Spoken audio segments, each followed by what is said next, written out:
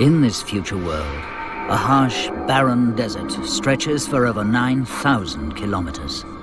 At its center, it seems too hot and too dry for anything to survive. But in a few places, there are isolated pools, and where there's water, there's life.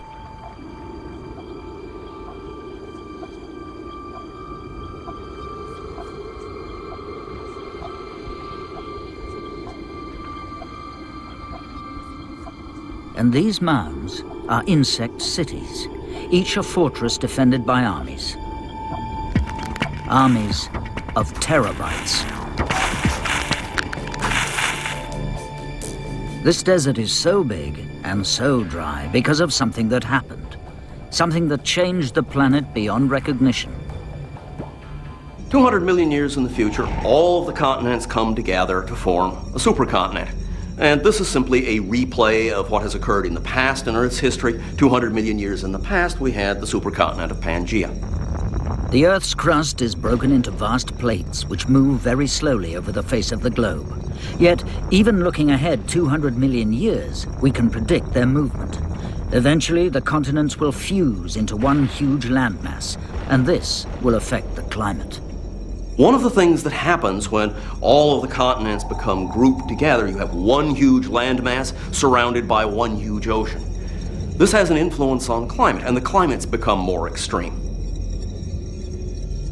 So we can even predict the future climate because it depends on the shape of the land.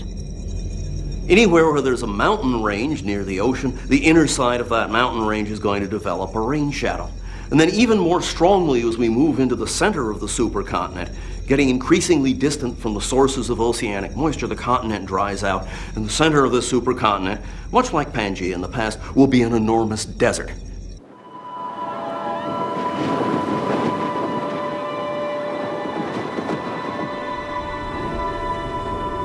This desert is so vast and parched, it's a serious challenge to life. But all the creatures that do live here are lucky.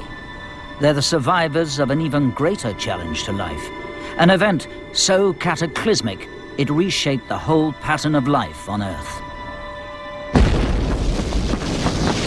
100 million years earlier, volcanic eruptions increased, throwing dust into the atmosphere, blotting out the sun, chilling the Earth, and creating an event we call a mass extinction. A mass extinction is when a very substantial percentage of the species that are alive on the planet disappear in a very short period of time. Now, a short period of time to a geologist might be 10, 15, 20,000 years, but relative to the millions of years that we're talking, this is it's like that.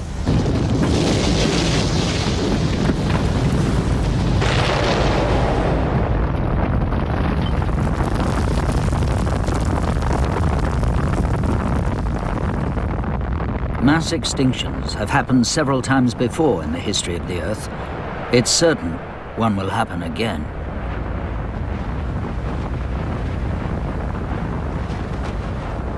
And each time it happens, life suffers a heavy blow, and very little survives. What do we have left?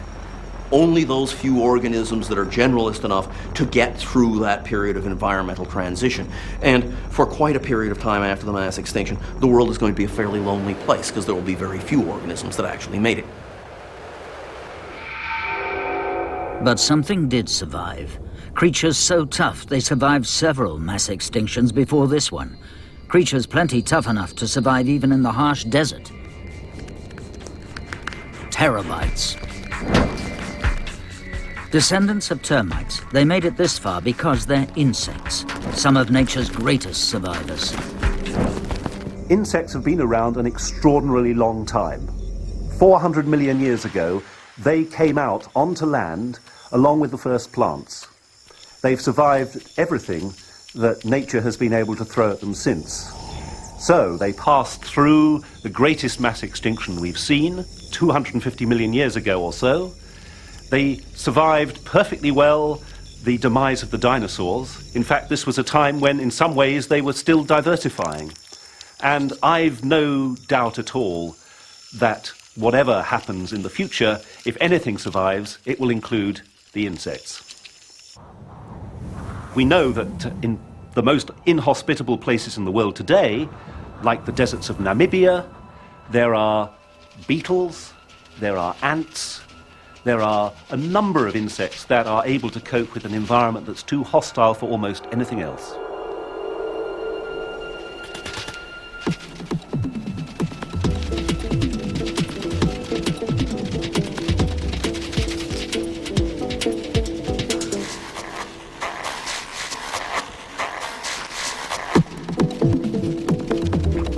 So if anything's going to survive in such a grisly habitat, it will be insects.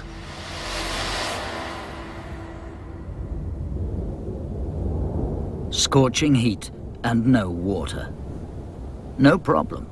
Terabytes built cities, 2-meter-high mounds, and each city shelters millions of insects from the desert sun. But terabytes can't hide in their cities all the time. This is a raiding party.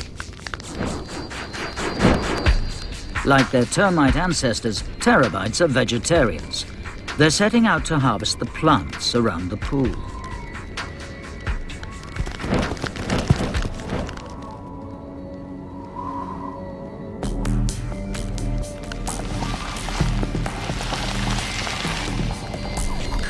But in this desert, the plants can run away. They're not plants at all. They're animals, giant green worms. And when the terabytes are on the warpath, the worms escape, slipping into the safety of the pool. They're not plants, but they do seem to have something that the terabytes need. Garden worms look like plants, but the leaves are fleshy lobes growing out of the worm's body. But they don't just look like leaves. They work like real leaves because they're packed full of tiny, green, single-celled plants, algae. Algae make food from air, water, and sunlight. The garden worms live off this food and nothing else. A clever trick that's been invented before. It's a curious fact that many animals have learned to live symbiotically with algae. There are even flatworms which are bright green because of the algae within them. They don't have any normal stomach, they absorb food directly, and they have to bask in sunlight to grow their own food, if you like. These convoluta worms depend on the algae inside them for food, so they don't need a mouth or a gut. But without their algae, they'd starve. Basking in the sunshine is like eating a good meal.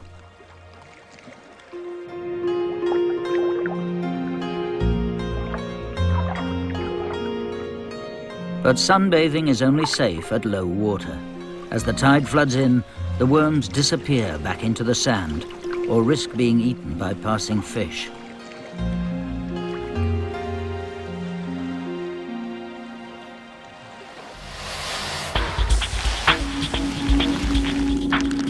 All the delicious, conveniently packed algae in the garden worms are there for the taking. So to stop the worm long enough to grab some of the algae, terabytes deploy their chemical weapons, a sticky glue. It takes a lot of glue to slow down a worm, but terabytes have a special cast, gum spitters, that do nothing else. The termites of the future have taken the social caste system that they have today even further. They now have a specialized caste of transporters that carry other specialized termites around to do different jobs within the colony. So the transporters will take individuals with the chemical weapons to where they're needed. They'll take biters to another place. So the whole system has gone up one level of complexity.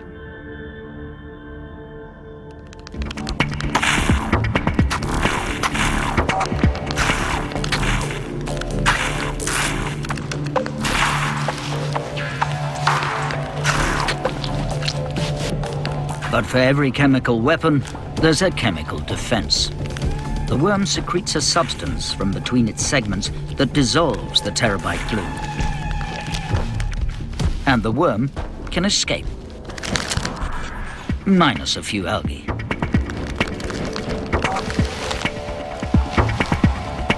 Measure and countermeasure. Chemical warfare has been around for a very long time. This form of defensive action is known today. For example, spider webs are extremely gluey. And most insects, when they get stuck, that's it. Their dinner. But one group of insects, the scorpion flies, has a special secretion. It can wipe on its limbs so that when it becomes entrapped in a spider's web, this secretion actually dissolves the glue, enabling the fly to escape.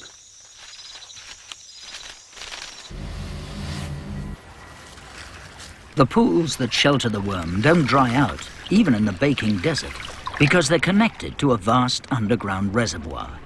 They're gateways to a secret world hidden deep below the surface.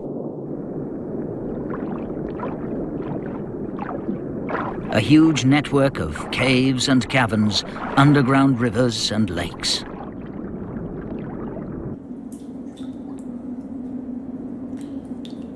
However hot it gets on the surface above, these caves stay at the same temperature all year.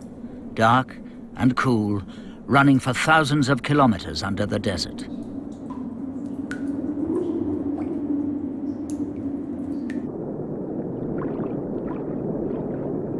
This is where the garden worms live when they're not out sunbathing. But there are still terabytes down here. Wherever there's a pocket of air, there are strange blobs. These are terabytes as well, but a different form again. And there are hundreds of them, 20 meters below ground.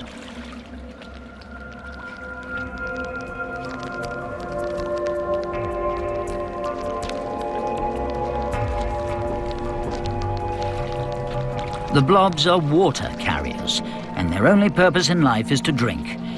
And drink, bloating their bodies with water.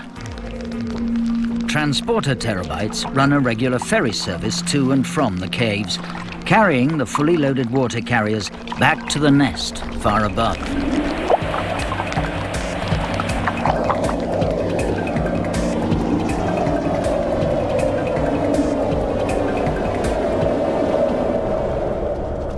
Water carriers are a living irrigation system.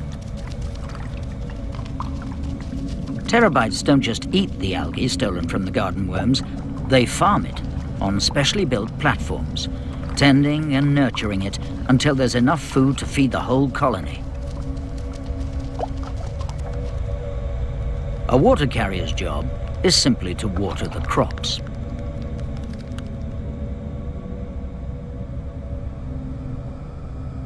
The tops of the mounds are like greenhouses, with translucent windows of hardened gum that let in sunlight. But the really ingenious parts of the nest are hidden below ground, at the bottom of the mound. Several meters below the desert, the terabytes have built their own air conditioning system, layers of veins built from mud and sand. Water carriers also keep these veins damp, and as the water evaporates, it cools the veins and the air between them. A complex series of tunnels and ducts allows the air to circulate. Cool air sinks around the outside walls, drawing warm, carbon dioxide-rich air from the nest chambers into the greenhouses above. A perfect hothouse design to make the algae grow as fast as possible. It's simply an advanced version of today's insect agriculture. Many insects today use some form of cultivation. In termite mounds today, organic material, leaves, twigs and the like is brought into the nest where it is broken down by a special kind of fungus. And it's this fungus which provides the nourishment for the colony. In leaf cutter ants, leaves are cut up and transported back to the nest where another kind of fungus, another special kind of fungus, breaks down the leaves into a form that the ant colony can use. So this kind of gardening is actually quite widespread in the insect world today. What we're doing in the future is discovering a termite which, instead of using fungi, is actually cultivating a kind of algal scum which it can graze on directly.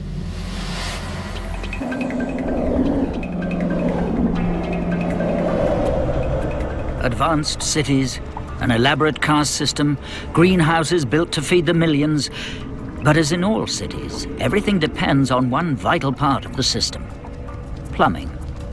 Water comes from underground, 20 meters below the surface, under tons upon tons of hard limestone rock. So the whole system depends on tiny insects getting through all the rock. This is the job of yet another caste, the rock borers. Like glue squirters, they do nothing but make chemicals.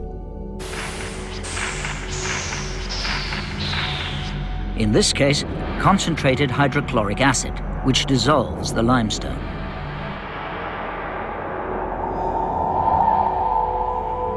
Working together, rock borers and biters with strong jaws can burrow through solid rock to get to the water below.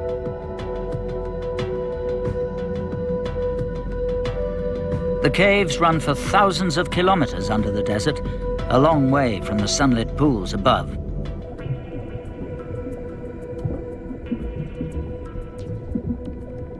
Yet they're full of life and aglow with light, a very weird light. Underground, in these deep caves, the conditions may seem rather unpleasant for life, but they are entirely suitable for some specialized kinds of bacteria. The caves are lit with the bioluminescence, the natural light that these bacteria produce. Bacteria, in fact, are capable of living everywhere, no matter how inhospitable the environment. Go to a boiling hot spring, some bacteria love it. Bacteria are ancient organisms. They've been around on the Earth for at least 3,000 million years, during which time they've colonized every conceivable habitat. Many of them live today in places where you think nothing could live. In fact, they form the basis of a food chain. For example, on deep ocean ridges, hot water charged with sulfur moves up from the interior of the Earth. Bacteria love it. Special sulfur-loving bacteria live there in enormous profusion. And they in turn provide food for a whole series of specialized organisms that live there. This is a special enclosed world powered by bacteria.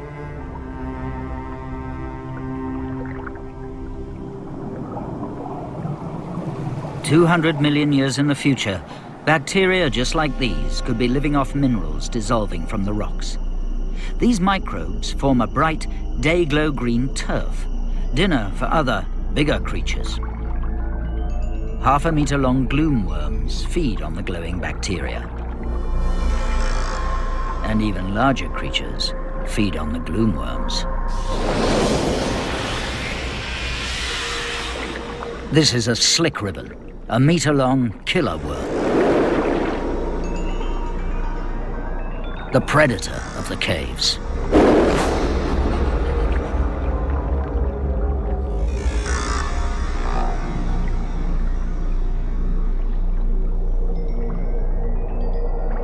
The worms in the cave have evolved there. They've been isolated in this cave system from the rest of the environment, the desert up above, for a long, long time.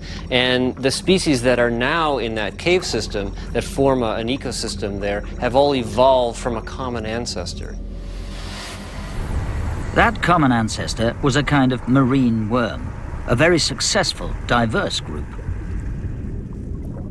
Along each side of their bodies are 2 rows of complex structures that can be used for burrowing or swimming. In today's seas, this design works so well there are thousands of different kinds of marine worms, but they were almost annihilated by the mass extinction. But one kind of worm must have escaped into the cave system. Isolated in its own dark world, that one kind evolved into many different forms, what's known as an adaptive radiation. They've been isolated. The environment has been open to them to explore in an evolutionary fashion, and they have generated a small adaptive radiation in order to evolve into these different niches that this cave system represents. And adaptive radiation of this kind is really something we see all the time in the current modern world, especially in island archipelagos. For example, Darwin's finches are a set of birds that are different species on the archipelagos of the Galapagos Island off the coast of Ecuador. They blew there who knows how long ago and diversified into different species using the habitat in different ways. With no competition from anything else on the islands, the finches had room to spread their wings. They evolved different shaped beaks to feed on different kinds of food.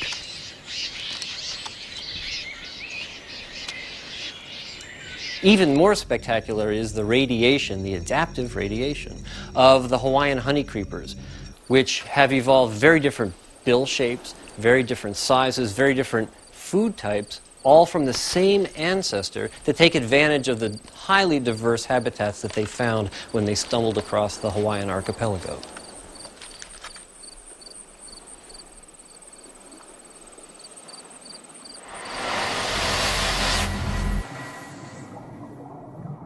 Isolated for millions of years under the desert, the worms evolved into several very different species. Eventually, they became gloomworms, slick ribbons, and garden worms. And most of them live out their lives in the perpetual underground gloom. But it's still a matter of life and death down here. Slick ribbon and garden worm. Predator and prey.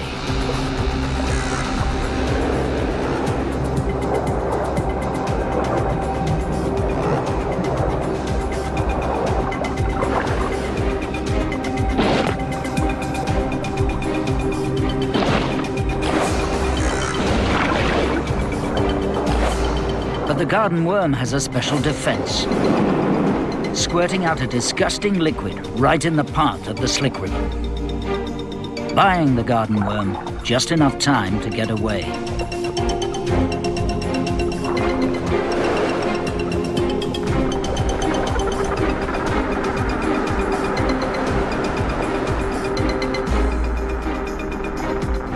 Far above the world of the cool caves, the largest desert the planet has ever known.